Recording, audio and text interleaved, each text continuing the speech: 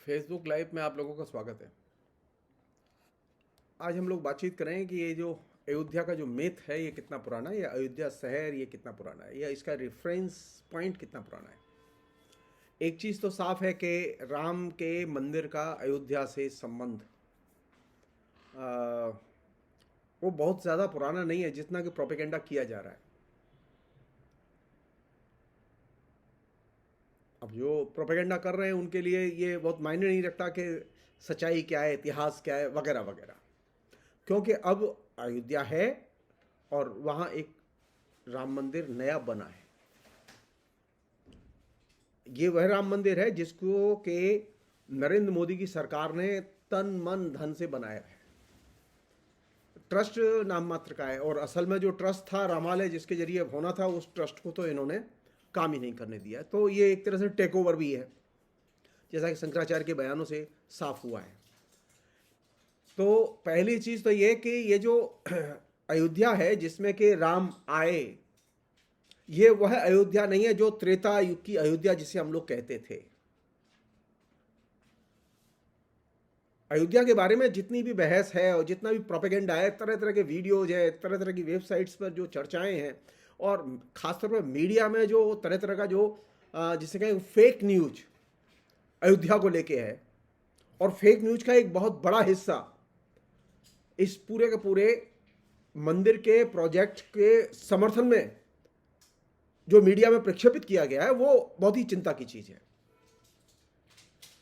हमारी ज़रूरत यह है कि हम ये जानें कि अयोध्या आखिर कब से हमारे इतिहास में है, हमारे शास्त्रों में है, हम उसके बारे में कितना जानते हैं। तो अब तक के जितने भी ऐतिहासिक साक्ष्य भारत में उपलब्ध हैं, उन ऐतिहासिक साक्ष्यों के आधार पर यह बात कही जा सकती है कि ईसा की 5वीं शताब्दी से लेकर 8वीं शताब्दी तक के अभिलेखों में अयोध्या के निवासियों का उल्लेख हुआ है, लेकिन वहां कोई राम मंदिर था और राम मंदिर की पूजा होती थी, इसका कहीं कोई जिक्र नहीं है।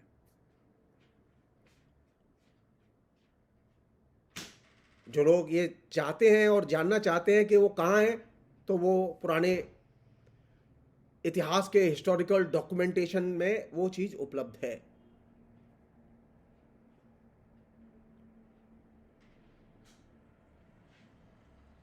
पुराने जो सबसे प्रामाणिक साक्ष्य भी माने जाते हैं, जो कि तमाम किस्म के यात्री जो यहाँ पर्यटन के लिए आए, अभी पर्यटन की जोर है ना, पर्यटन के यात्रियों पर भी जोर है। इन पर्यटकों में अब एक बड़ा हिस्सा उनका भी होगा जो नए इंटेलेक्चुअल्स होंगे, ये अपने संस्मरण लिखेंगे। अब इनको ये नहीं मालूम कि वहां रामलला का मंदिर कैसा था, क्योंकि अब ये नया भव्य मंदिर देखेंगे। तो एक जमाने में वान सांग करके एक यात्री था, वो आया और उसने ये लिखा कि अयोध्या जो है वो बौद्ध धर्म का प्रमुख केंद्र था, और यहां बड़े पैमाने पर बड़ी संख्या में बौद्धों के स्तूप थे और विहार थे। उस जमाने में ऐसे लोगों की संख्या बहुत कम थी जो बौद्ध नहीं थे।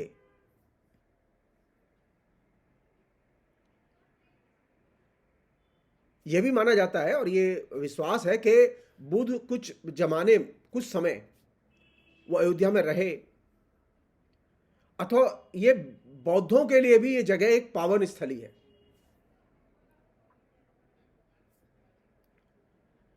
अंबेडकर के बोर्ड चाहिए, बौद्ध अनुयायियों के बोर्ड चाहिए, लेकिन बौद्धों की चर्चा नहीं मिलेगी कि बौद्धों के यहां मठ थे, स्तूप थे, विहार थे, वे कहां चले गए। क्या अयोध्या के पुनर्जीवन के प्रसंग में अयोध्या में पुराने बौद्धों के मठों और विहारों के नव निर्माण की कोई जरूरत नहीं है? क्या हम बौद्ध युग की और बुद्ध के जहां जहां चरण पड़े उसकी संस्कृति से हम अपने को एकदम पल्ला झाड़ के खड़ा हो सकते हैं क्योंकि हम राम के भक्त हैं? क्या इसी आधार पर हम सर्वधर्म समभाव के दृष्टिकोण का प्रचार करेंगे किसी शहर विशेष के बारे में? एक और चीज है सोचने की, वो ये कि बौद्धों का जिस तरह से एक जमाने में यहां पर जलवा रहा है और बौद्ध विहार और स्तूपों की एकदम भरमार रही है, उसी तरह यहां पर एक जमाने में जैन मतावलंबियों के भी बड़े बड़े मठ थे।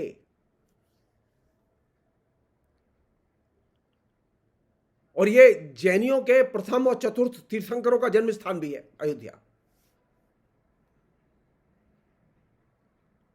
सब लोग जानते हैं कि अयोध्या के उत्खनन में पकी मिट्टी की एक जैन मूर्ति मिली। इस मूर्ति का काल चौथी और तीसरी शताब्दी ईसा पूर्व माना जाता है और यह सबसे पुरानी उपलब्ध जैन मूर्तियों में से एक मानी जाती है। क्या अयोध्या का जब हम एकदम जीर्णोद्धार कर रहे हो तो जैनियों के तीर्थंकरों को, जैनियों के मठाधीशों को, जैनियों की उस प्राचीन हिस्टोरिकल मूर्ति को, जो कितनी पुरानी थी,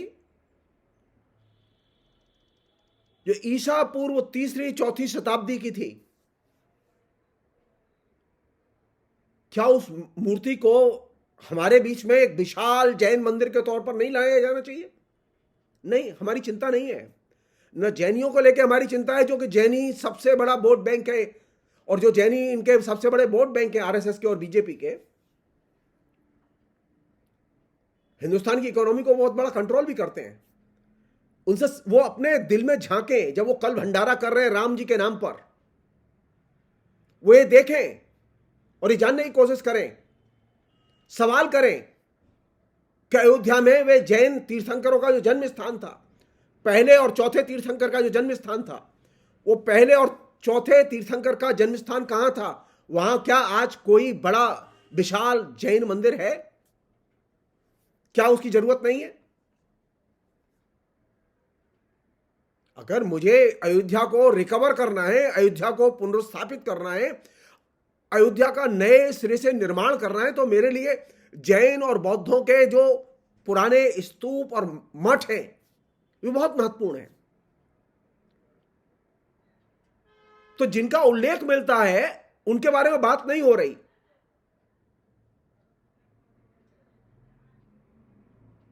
जिनकी पुरानी कर्मस्थली रही है अयोध्या, उनके बारे में बात नहीं हो रही।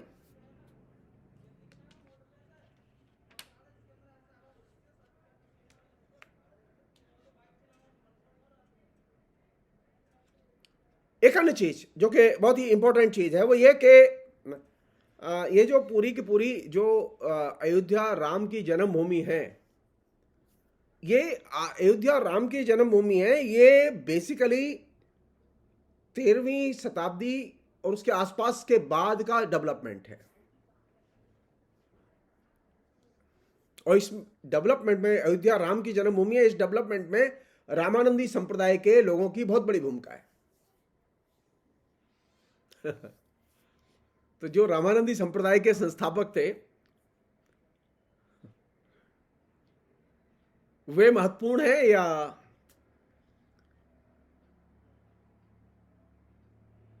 अशोक सिंघल, लाल कृष्ण आडवाणी, नरेंद्र मोदी, मोहन भागवत, योगी आदित्यनाथ, ये महत्वपूर्ण है? अगर रामानंदी संप्रदाय के लोग अयोध्या को राम जन्म से जोड़कर अपनी रचनाओं में प्रचार न करते,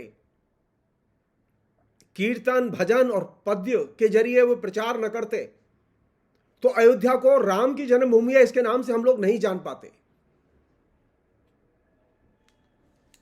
और इस पूरे कल्ट ने, रामानंदी संप्रदाय कल्ट ने, राम की कथा कविता में लिखी जाए, जिसकी कभी चौपाइयां पढ़ी जा रही है ना, हर व्यक्ति जो है वो तुलसी की चौपाइयां पढ़ रहा है। वे चौपाइयां क्यों लिखी गई और कहां से और किसकी प्रेरणा से आई? वे रामानंदी संप्रदाय की प्रेरणा से वे चौपाइयां लिखी गई और वे आई।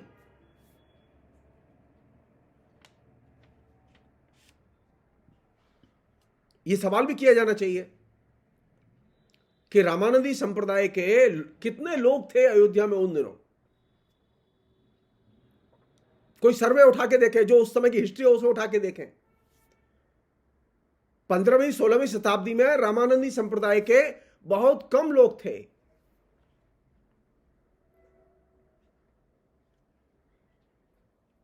और जो 15वीं 16वीं शताब्दी में जिसमें कि सबसे ज्यादा हल्ला किया जा रहा है उसके पहले जिस तरह से बौद्धों और जैनों का ये बहुत बड़ा केंद्र रहा है, उसी तरह ये अयोध्या बड़े पैमाने पर शैव संप्रदाय के मानने वाले लोगों का भी केंद्र रहा है।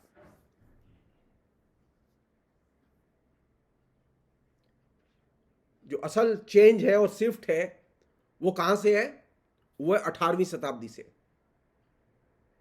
18वीं शताब्दी में बड़ी संख्या में अयोध्या में रामानंदी संप्रदाय के अनुयायी पाए गए और रहे, और वहीं से इसका एकदम तेज प्रचार कि अयोध्या राम की है, अयोध्या में राम का जन्म हुआ।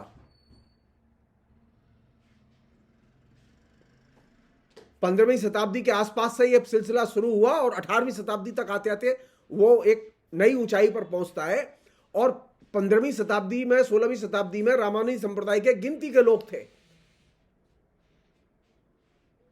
यह आश्चर्य की बात नहीं है कि रामानंदी संप्रदाय के लोग अभी भी अयोध्या में उतने ज्यादा नहीं है जितने के आरएसएस के कार्यकर्ता मिलेंगे आपको।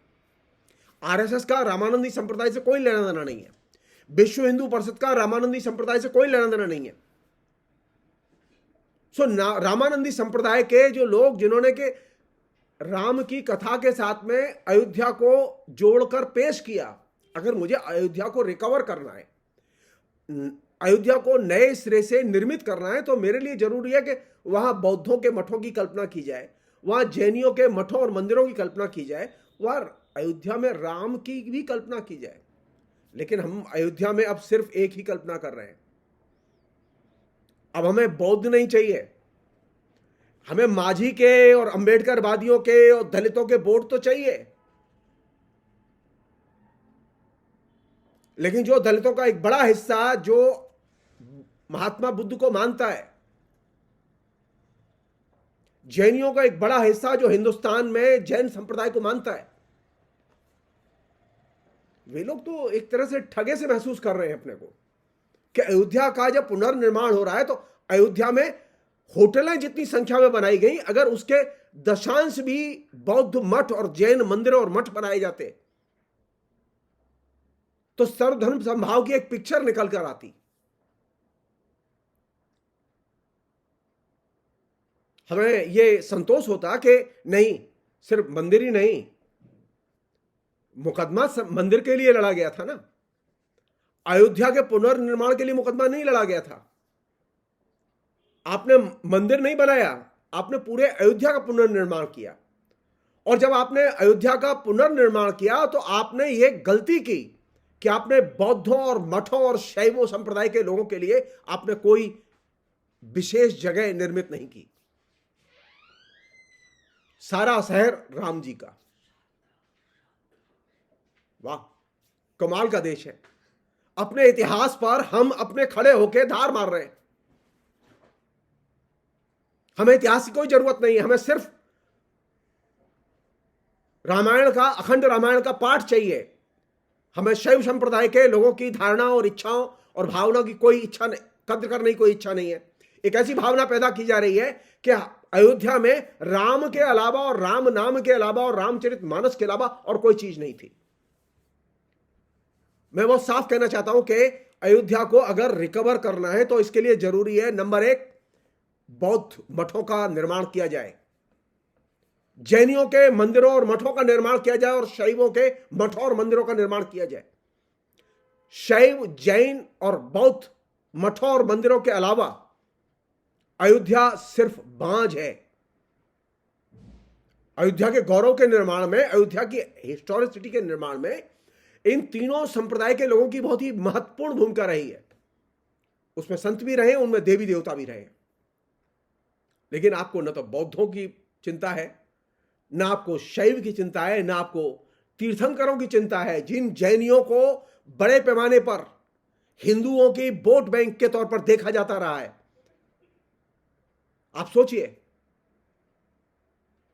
कोई दूसरा अवहेलना करे तो समझ में आए, लेकिन ये तो वह लोग अवहेलना कर रहे हैं जिनको के खुद वे लोग वोट देते रहे, चंदा देते रहे।